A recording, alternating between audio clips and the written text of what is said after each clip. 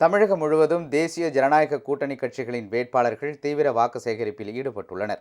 விருதுநகரில் போட்டியிடும் பாஜக வேட்பாளர் நடிகை ராதிகா சரத்குமார் பாலவநத்தம் கிராமத்தில் வாக்கு சேகரித்தார். அப்போது பவுன்தாய் என்ற மூதாட்டியுடன் அவர் கலந்துரையாடினார். நாட்டின் பிரதமராக 3வது முறையாக மோடி பதவியேற்பார் என்பதில் தனக்கு நம்பிக்கை உள்ளதாக அந்த மூதாட்டி கூறினார். ராமநாதபுரம் தொகுதியில் போட்டியிடும் முன்னாள் முதலமைச்சர் ஓ பன்னீர்செல்வம் அறந்தாங்கி பகுதியில் பலாப்பழம் சின்னத்துக்கு வாக்கு சேகரித்தார்.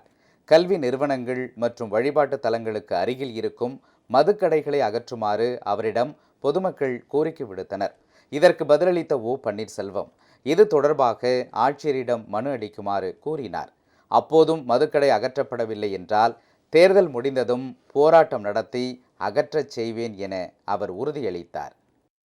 பள்ளிக்கூடத்தில் அருகிலும் கோயில்களுக்கு அருகிலும் இருக்கின்ற மதுக்கடைகளை உடனடியாக மாற்ற வேண்டும்.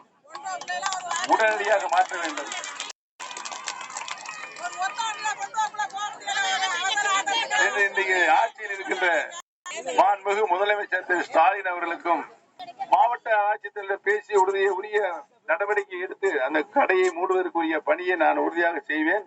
அப்படி அவர் காலதாமலானால் இந்த தேர்தல் முடிஞ்சவுடன் நானே அங்கு போராட்டத்தில் ஈடுபடுவேன் என்பதை இந்த நேரத்தில் தெரிவித்துக் கொள்ள கடமைப்பட்டிருக்கிறேன்.